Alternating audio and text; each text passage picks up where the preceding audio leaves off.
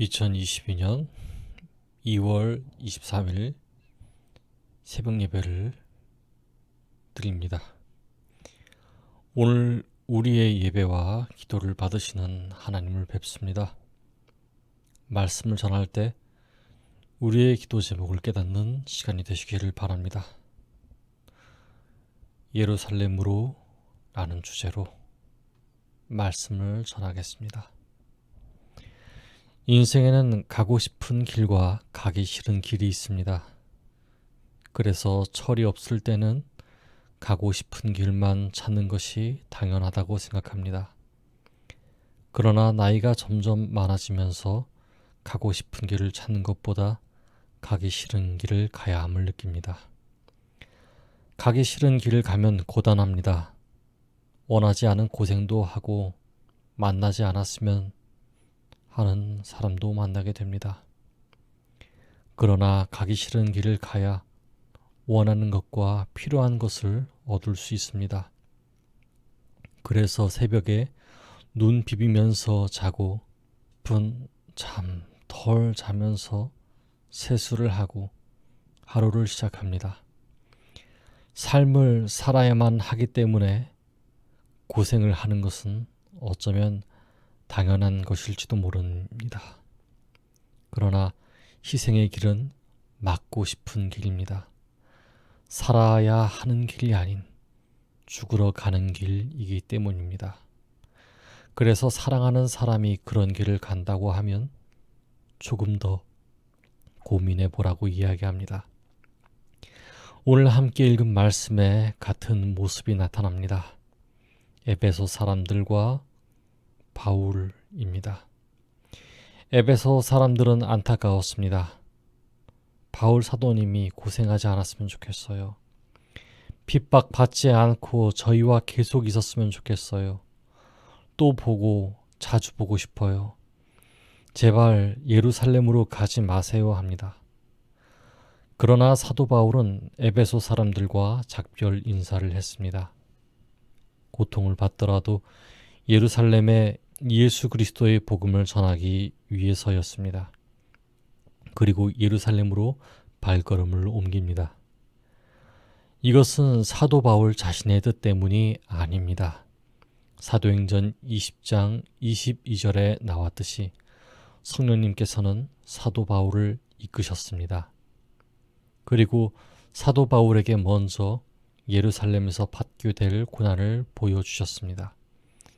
사도 바울은 성령님의 뜻에 순종하여 예루살렘으로 간 것입니다.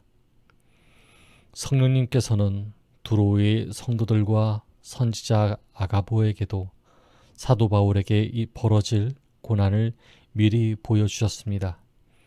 그러나 그들은 걱정이 되는 마음으로 사도 바울의 가는 길을 말렸습니다. 빌립의 가족과 그 밖의 성도들마저 예루살렘에 가는 것을 말렸습니다. 이것을 보고 우리는 압니다.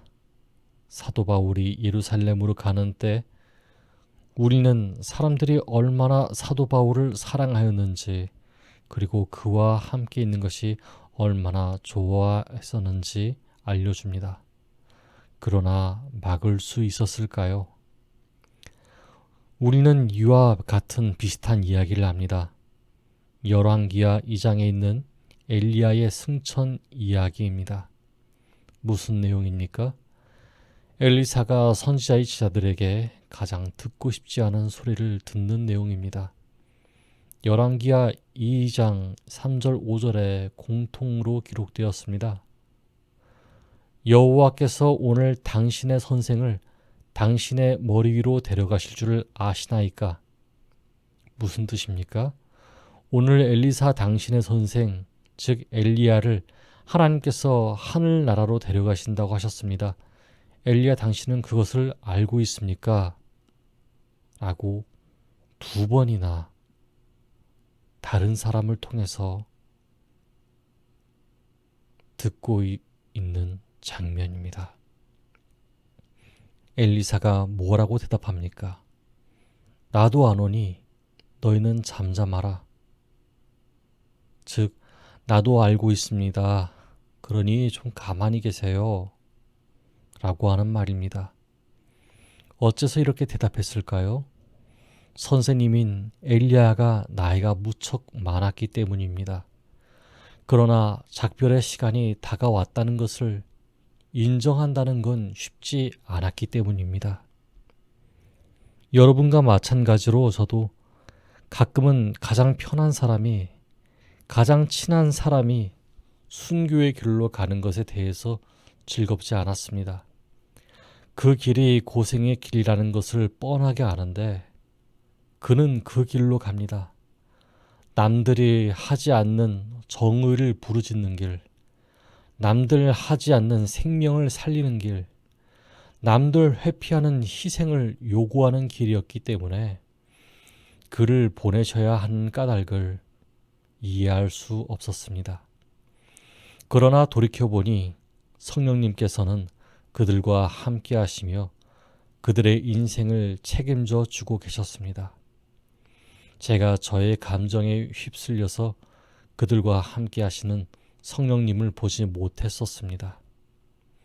그러나 여러분께서 아시듯이 가기 싫어도 가야 하는 길이 있습니다. 그것은 떠나는 사람을 보고 하는 말이 아닙니다. 그 사람을 보내는 저와 여러분을 보고 하는 말입니다. 언젠가는 안타까움의 길, 헤어짐의 길, 아쉬움의 길을 가야 하기 때문입니다.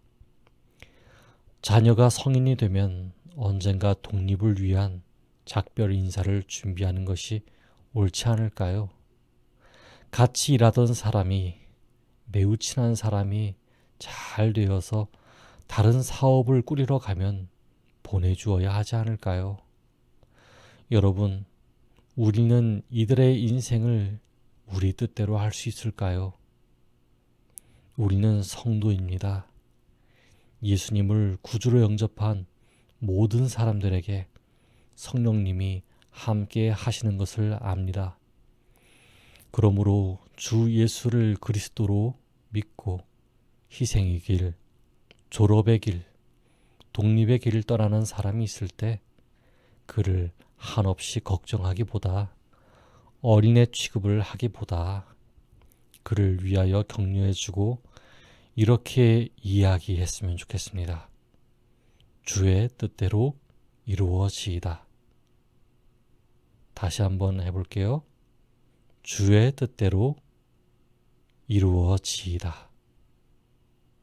아멘. 그러므로 오늘 새벽은 이렇게 기도하면 좋겠습니다. 첫째, 내 걱정에 앞서서